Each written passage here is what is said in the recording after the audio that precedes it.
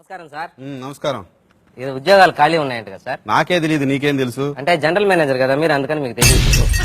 నాకు ఎత్తుక్కునే వాళ్ళకి మాకు కదా సార్ తెలుసుంటాయి. ఇదిగోండి సార్, అప్లికేషన్ ఇచ్చిపోదామని వచ్చాను సార్. బయోడేటా ఫామా? ఖాళీకి ఇచ్చేవేందా? నువ్వేం చేస్తున్నావు? ఎక్కడ ఫిలప్ చేసుకోరాదు? నీ చేత్తో ఫిలప్ చేయాలా? ఎవరి చేత్తో చేసినట్టే ఉంటది అది.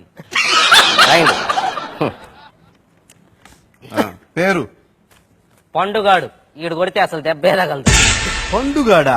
ఇదేం పేరా ఇది? ముద్దు పేరు సార్. ముద్దు పేరు మొద్దు పేర్లు రాయరు ఇక్కడ. అసలు పేరు చెప్పు. వీర వెంకట సత్యనారాయణ అన్నవర ప్రసాద ఏడుకొండలవాడ వెంకటరమణ నారాయణ గోవింద శ్రీనివాస అలివేలుమంగ సమేత తిరుచానూరు గ్రామ దేవత గోవింద ఓం శ్రీ సచ్చిదానంద సద్గురు సాయినాథ్.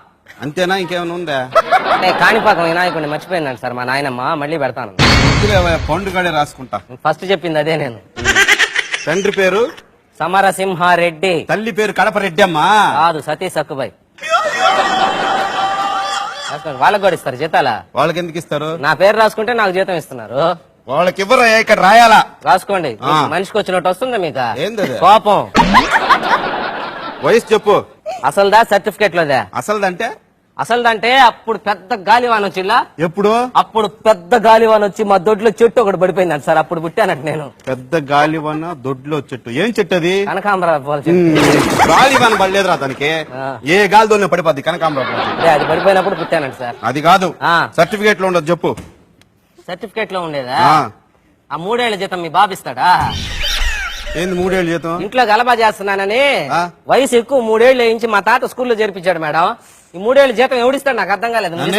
దానికి మరి అది అద్దె రాస్తారు సార్. ఆ వయసు అదే రాయాలి చెప్పు. 1947 ఆగస్టు 15. ఒరే అది స్వాతంత్ర దినోత్సవం రోజు కదరా. ఆ రోజు ఎవడు స్కూల్లో చేరడా? స్కూల్ ఉండవు కదరా ఆ రోజు. ఆ రోజే చాక్లెట్లు ఇచ్చేది. చాక్లెట్లు ఇప్పిస్తాను రమ్మని వాడు మా తాత ఆ స్కూల్లో చేర్పించాడు ఆ రోజు.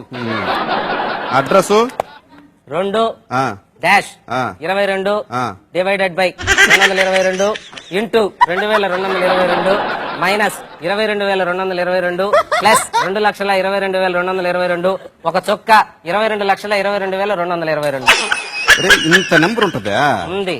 మా గోడకు సున్నం వేసుకుంటే మొత్తం నంబర్ అదే వేసిపోయాడు మున్సిపాలిటీ. ఇది కాదు, షార్ట్ నెంబర్ చెప్పు. షార్ట్ నెంబర్ ఏముంది మాకు? ఇంకా డిష్ నెంబర్ చెప్పాలా? 165 వేసుకో. పెళ్ళయిందా?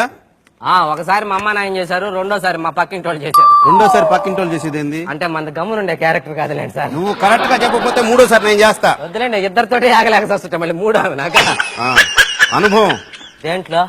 దేంట్లో అంటే నాకు పెళ్ళంట్రీ, మళ్ళీ ఇప్పుడు అనుభవం అంటుంట్రీ. ఒరే ఉద్యోగం చేసిన అనుభవం రా. ఉద్యోగం అనుభవం అంటే క్లారిటీగా అడగాలి సార్. దేంట్లో అనుభవం అనే?